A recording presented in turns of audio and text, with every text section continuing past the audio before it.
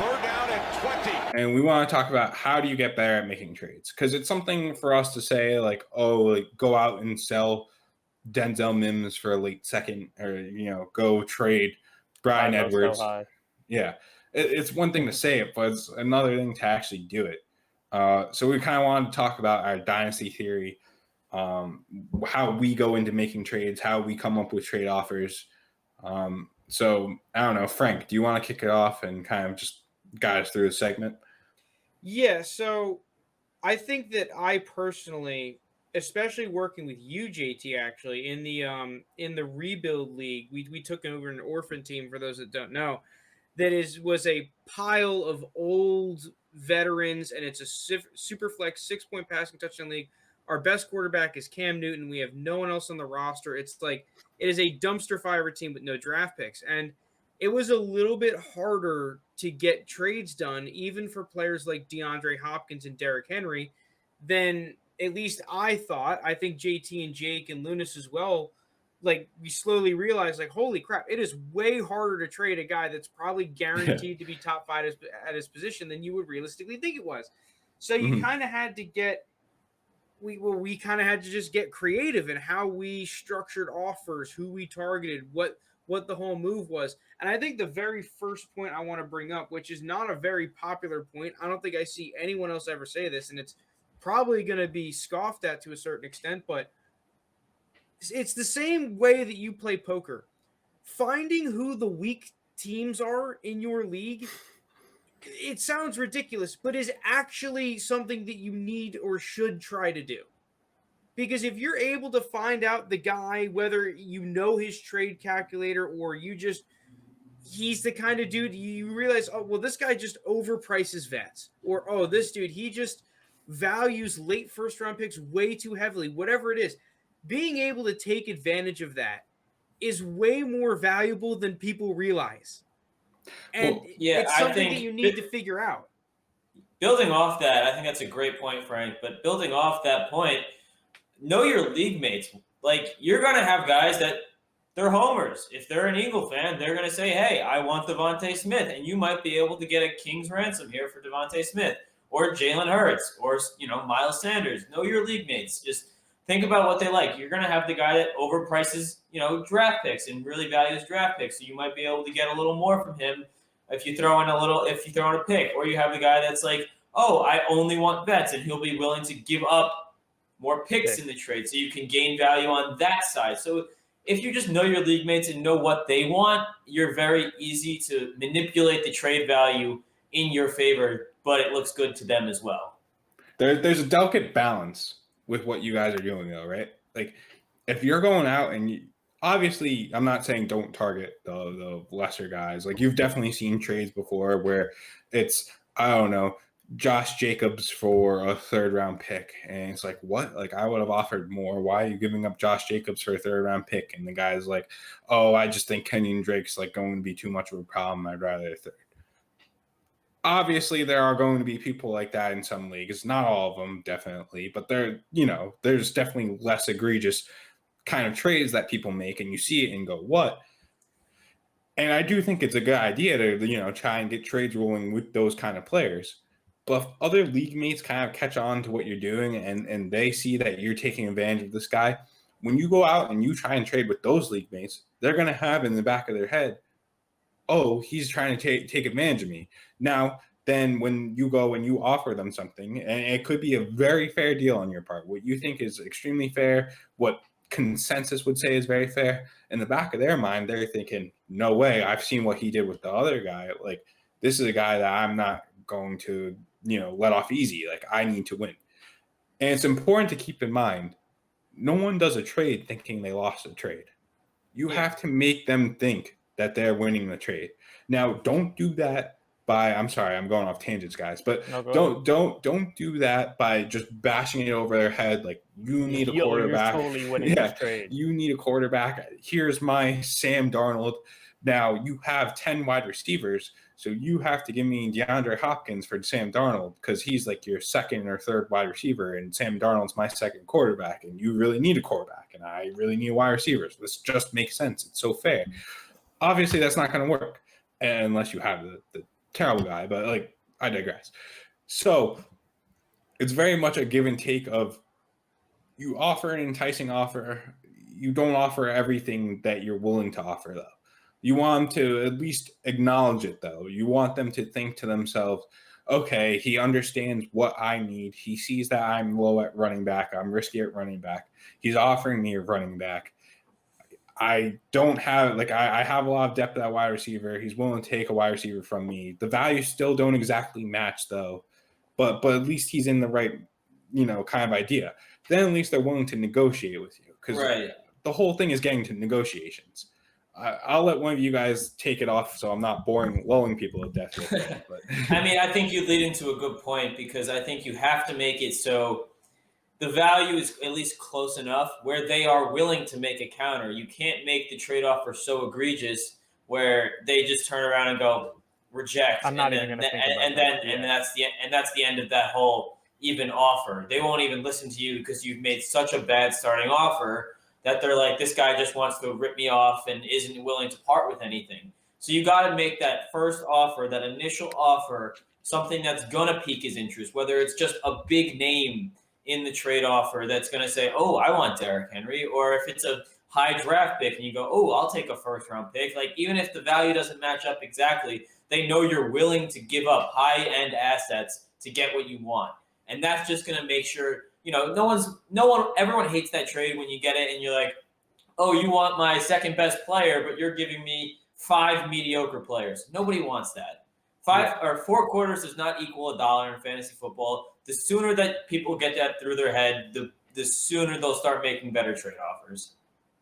Well, I think the other thing too, though, that I wanted to bring up is that because JT, you brought up a point earlier that was like, oh, you see that some of those trades where it's like, oh, well, I would have given more than that. And not like you brought up a really egregious example where it's Josh Jacobs for a third. I think a lot more of the time it's like, let's say, this is a bad example, but it's just what came off the top of my head. We swapped Cooper Kupp and Robbie Anderson. And you're like, oh, well, I would have easily taken the Cooper Kupp side of that deal. And there would be people that would agree with you, and there would be people that would take the Robbie Anderson side and whatever. You're never going to figure this out unless you just offer trades. Like, you can't, if someone puts a player on the trade block, you cannot expect them, if you message them, to be like, oh, well, what do you want for Cooper Kupp? And expect a deal to happen a lot of the time. Yeah, it'll happen with some people in your league, especially the trade happy ones, because every league has them where it's like a guy that's just willing to trade. But for most players in your leagues, you have to make the offer. You have to be the one that puts the ball in their court for them to accept or counter or reject it. And that's just the way you get deals done. You just have to shoot, and eventually something is going to land. You're going to find out, oh, well, this guy for some reason really likes Evan Ingram. Even though I think Evan Ingram sucks and he's on my team, there's someone in my league that likes him. And the only way I figured out is if I trade him to every team that could possibly need Evan Ingram. Please take him. All right. So Frank, to build off that, right? You do have to send out your offers and whatnot. And there are people who will say in negotiating, you never want to be the person that puts out the price first. Like, you go to a car dealership and then you go, oh, I'll pay X amount of dollars. You never want to be the person that says it first or with salary. I disagree. I think this is where you get to kind of anchor the price, right? Like, you bring in, I don't know, let's just argue. It's going to get kind of convoluted here, right? But I'll just go, you're giving up a second for a player, right? That's ideally what you want to give up. And you think said player could be worth a high first, right? So that's why you're giving up the second for the player. If you come in with a 2023 late second for the player, you're anchoring that price where he goes, no, I want a mid first. You kind of are like, whoa, like, I think he's kind of worth more of a late second. You're saying he's worth a higher first. Why don't we kind of move closer to my side where we kind of meet in the middle? When you're selling a player, you don't actually want to meet in the middle. You have your guy. He has to come get it for you. So kind of it's weird in that regard where it's like you want to pull the guy to your side when you have the player because you have him, he doesn't. He needs to come get him for you. Now, I think what's important though is there's a lot of different aspects. I would almost be writing this down if I was listening, but there's something called a best alternative to negotiation, where it's something that you have to keep in mind when you're looking to go and buy a player. So when you want to go and you want to go get the Justin Jeffersons or the AJ Browns, the shiny wide receivers that are being dangled in front of you, right? You have to understand to yourself, okay, what else could I get instead of that player? I know I really like DK Metcalf. I think DK Metcalf is the wide receiver 1 in my mind. I'm willing to give up a lot for DK Metcalf. You have to then keep in mind, though, what else could you get with all that stuff that you're going to give up for DK Metcalf? Where's your resistance point where you're not, he keeps pushing you for more? Oh, another first. Aaron Rodgers on top of everything else that you're offering. You have to understand when it's okay to walk away from the deal where you could go and make a different trade for someone else. So maybe, you really like DK Metcalf, but I know I could go and get Tyreek Hill for less than that. I know the Tyreek Hill guy will give me, Tyreek Hill for much less than what you're trying to get DK Metcalf. It's something that you always have to keep in mind, because if you don't, that's how you end up overpaying, because you're like, DK Metcalf, he's that wide receiver 1 that I really want. I'll give you 3 firsts and I don't know, J.K. Dobbins for DK Metcalf, and then you're out a lot of value that you could have spent 3 firsts and gotten basically any wide receiver, and now you spent J.K. Dobbins on top of that because you really wanted him. But JT, at the same time, like as a buyer and a seller, especially if you're in a league where you don't know your league mates, if you're in a home league and you can call up a league mate, I think it's a little bit different, the tactics that you use to trade. But if you're in a league with random people and you don't know anyone, a lot of the times you don't know what the price point is for a lot of these players. Someone can, let's say, trade block DK Metcalf and you get into a conversation with them, but maybe someone else in the league that's just less active at some point in the offseason would be willing to sell Devontae Adams for cheaper than DK Metcalf. And you're simply just going for a win now receiver. You won't know unless you try to acquire other players similar to that. Like you said, instead of necessarily the second alternative, you just kind of go and say, well, I value this player equally. If I'm going to trade for DK Metcalf or really thinking about it, why not just see what the other guy wants? If he's not willing to trade him, who cares? But if he is willing to trade him, all of a sudden, I have 2 offers to choose from now. Now the odds are more in my favor that I'm getting a better deal instead of pigeonholing myself. It's the same thing for selling players. I think that this is kind of something that's seen as a little taboo to some people, where it's like, oh, well, if you're in trade negotiations and you start negotiating with another player, like, well, that's kind of messed up that you're selling their offer. Dude, I don't care. I'm not here to make sure that everyone else is happy. I'm here to make sure that I get the better trade. Like, as long as I'm not completely burning down a trade bridge, which I think is really overrated. I've never really hard burned a trade bridge, like, for the most part in any of my leagues ever. Dude, I don't think People anyone's have to gonna be pissed off if you're shopping around an offer. You're doing what's in your best interest. Like, at a certain point, you just have to realize, like, my interests are more important than yours. Like, you don't always have to say yes, and you can market things around. If anyone's mad at you testing the waters with other offers, it means they probably know that, like, that player can bring in more value. Like, I'm not necessarily saying to go, oh, this guy gave me this offer, what would you offer? Like, but you can say, like, dude, all right, well, T. Higgins might be going. Like, if you want him, here we go. Like, send something in. The key thing, and something that you should always use, is what's your best offer? Because you don't even have to. You can appeal to another person without actually confirming another person. Like, oh, I've been in trade talks with someone else. You don't have to name the other person. He's very high on, I'll just continue with DK Metcalf. He's very high on DK Metcalf. Now we're selling him. What's your best offer? And he'll send you, he's like, oh, it's kind of like bidding, the blind bidding. Jake, you're in construction. You kind of know with that, what's going on. You want to give the most appealing offer at the lowest price, but you don't know what everyone else is offering for DK Metcalf. So you're subconsciously raising the price of DK Metcalf in your mind. You're like, oh, I'll give you this, this, and this for DK Metcalf. Now, there might not even be another person that's offering you someone for DK Metcalf, but he doesn't know that. He's not going out and texting all other 10 managers, what are you offering for DK Metcalf? And if there was someone that was offering for DK Metcalf, they're not going to tell him. They're not going to be like, they're not going to say it. This is not like you're not working together with people. You're all competing for the championship and to make yourself the best team. And once you say what's your best offer, and he sends you that, you kind of give it some time. You won't reply right away. And then you go, are you sure that's the best you can do? And then he'll probably build on top of that. And you will get more. It's a tried and true.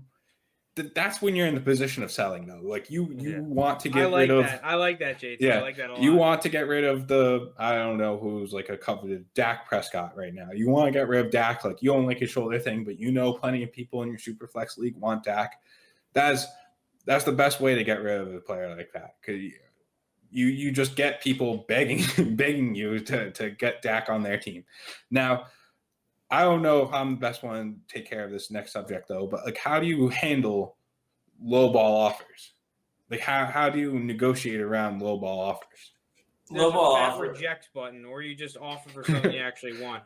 I sorry, JT. I want to switch the discussion because I like that point that you said for high value players, but trading low value players is really annoying.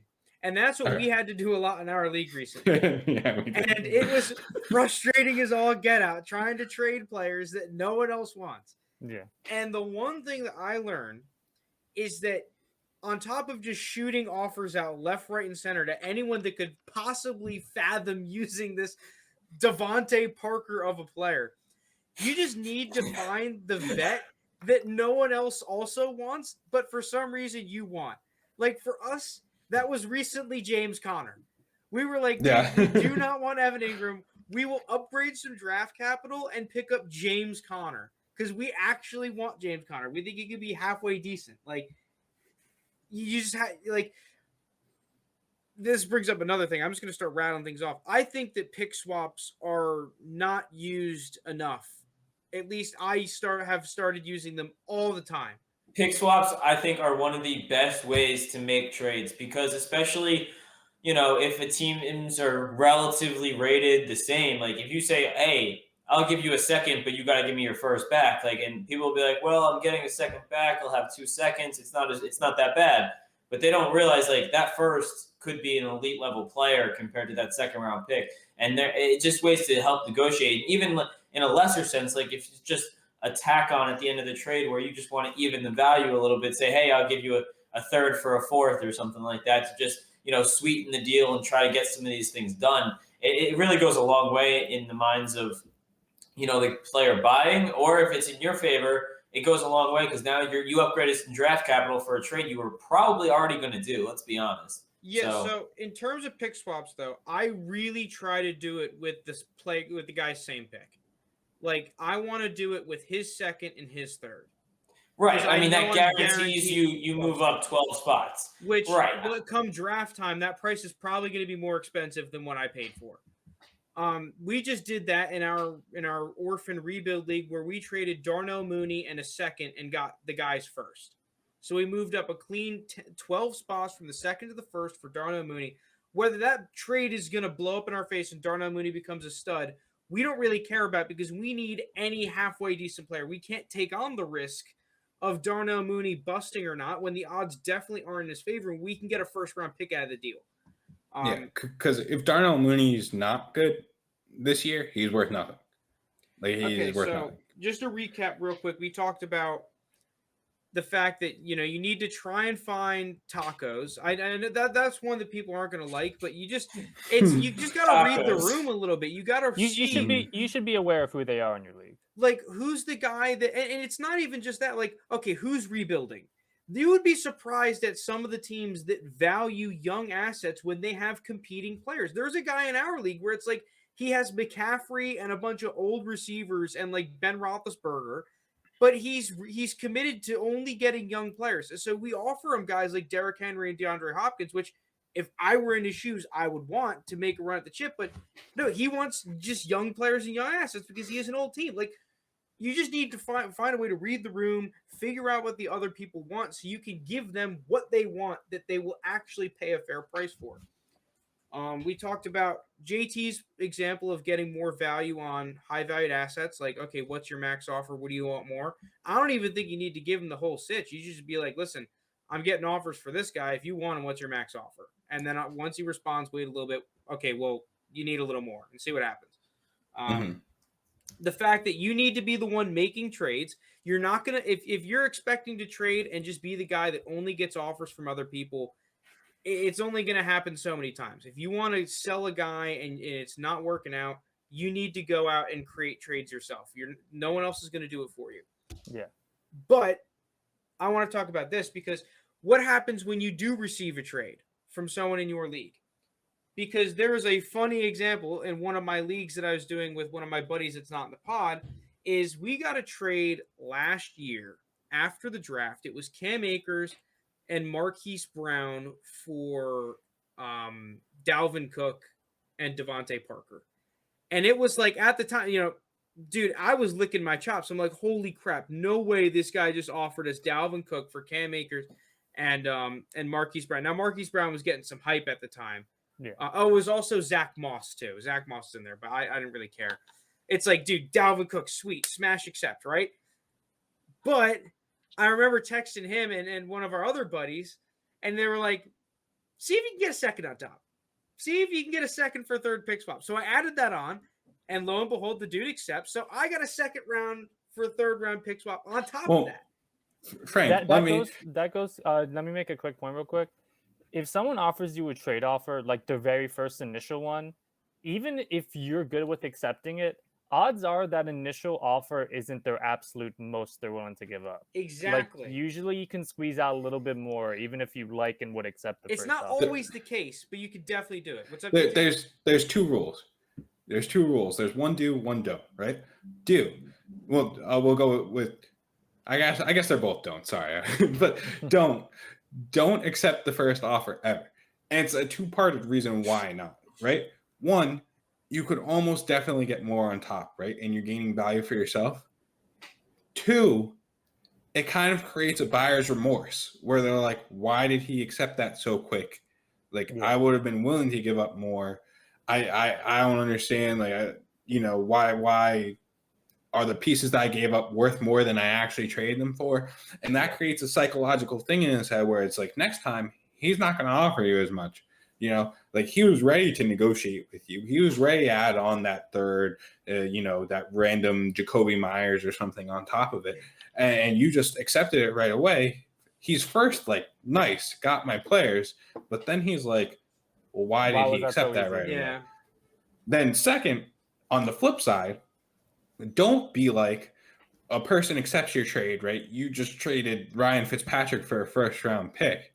Like, don't be like, dude, I would have accepted it for a second. Like, don't act like you won the trade. Never be like, oh, like, I can't believe you just accepted that. Like, I would have given up, an extra first for DK Metcalf. Like, that's crazy. Thanks so much. Like, you never act like you won the trade. Because again, it creates that psychological thing. It's the easiest way to make someone not want to trade with you again. Yeah. Don't go in your league chat too and be like, even if you think patting yourself on the back for the good trade. Yeah. Even if you think you're clearly winning it, the safest bet is always just going to be, I think that makes sense for both of us. Just say that to them, then move on. Because you don't want to take enemies. I mean, where this actually happens is the league chat will go and they'll see the trade that happened and say in the league chat's eyes, ripped off that other player. They'll be like, oh my God, like, what the hell? How do you make that happen? You, from your standpoint, have to kind of defend it, not go to war and die on the hill that was a fair trade, but you have to be like, no, like, I could totally see why this helps his team. Like, he definitely needs X, Y, and Z. Yeah. I get them taking on a risk of X, Y, and Z. and kind of just leave it at that. Like, you don't need to go in a 6-part message as to why it was a fair trade and you didn't actually win the trade. But, you know, you do have to make the other person feel like they also won the trade. Because if they don't feel like that, I have 2 more points that I want to bring up. Yep. The first is be very wary about adding on mainly draft picks, but I guess other things to trades.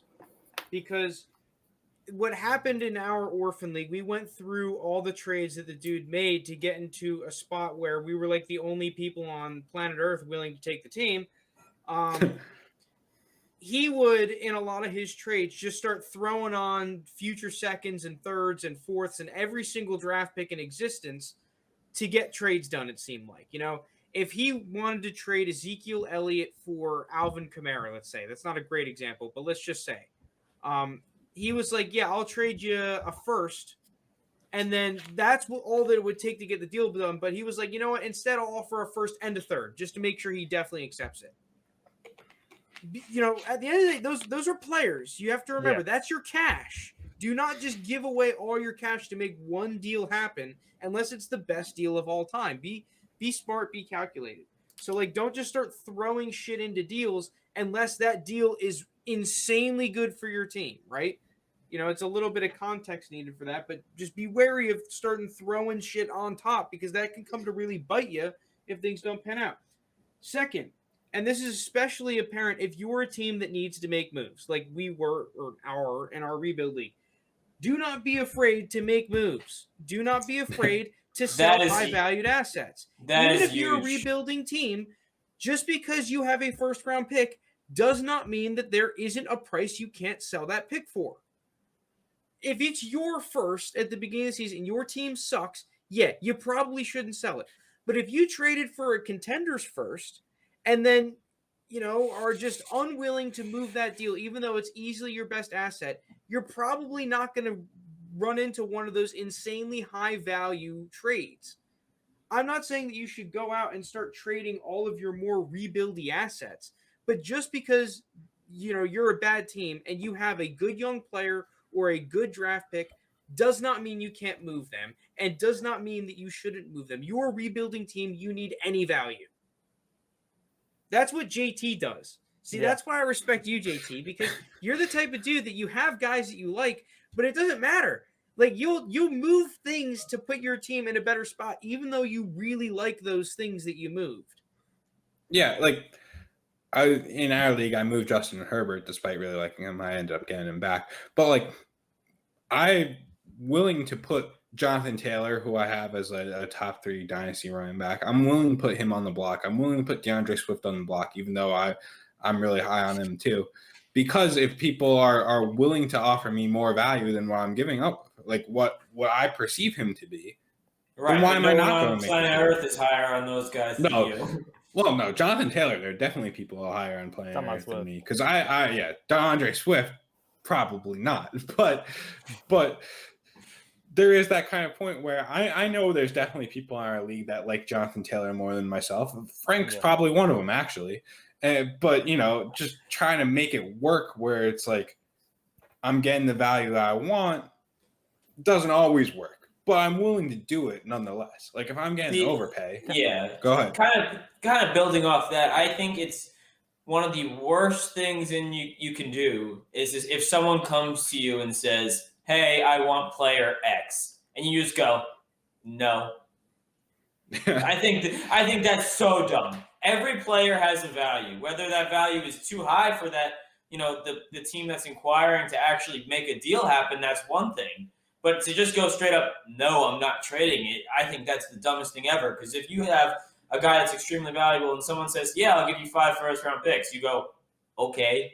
Like, there's no player that doesn't have a price. Yeah. Obviously, guys like Mahomes and Josh Allen and all these top-end quarterbacks and even, like, McCaffrey to an extent, like, their price is extremely high. Don't get me wrong. And most likely it's going to be very difficult to come to a deal that you're both willing to say, yeah, let's do it. Sure, but I think it's the dumbest thing ever to just say this guy is not tradable. He will not be on a different team this year.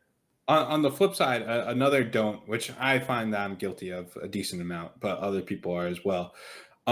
It's not as bad if you're in a league where you don't know all the members as much and the league members don't talk a whole lot. It's kind of just like we're strictly here trading and whatnot. It's definitely worse in a home league or a league amongst friends. But even in active leagues, this could be bad. Don't keep shopping the same players to teams.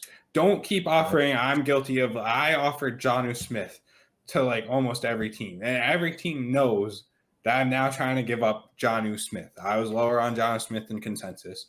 And, Hey, JC, do you want Julio Jones? Exactly. Everyone knows in our league that Jake wants to get rid of Julio Jones. No one's going to give Jake the right price for Julio Jones because they know. Oh, don't worry. They will. It'll come. Don't It's you taken worry. Jake. It's taken Jake 3 years at this point to get Julio Jones off his More. team. I've been trying to trade him for like 4 years, man. It's The impossible. Falcons smoked him time-wise. So, Yeah, they decided they're going to trade him and trade him in like 2 weeks. Yeah. So, All right, let's speed run through some points though. If anyone, Okay, because okay. we should move on to the next topic because I want to have the one really quick point I want to make that I'll throw in here. I do think it's good and smart to be in touch with kind of the Reddit and Twitter Dynasty hive minds. Like kind of knowing in terms of this, I know as your reaction, which players are kind of getting like the flavor of the week, super hype in certain periods of time. Elijah Moore right now. Elijah Moore, we see Brandon right now. Ayuk right now, dude. We see Brandon Ayuk, Ayuk. we see Lamb, CeeDee Lamb, all of them. we see Brian Edwards.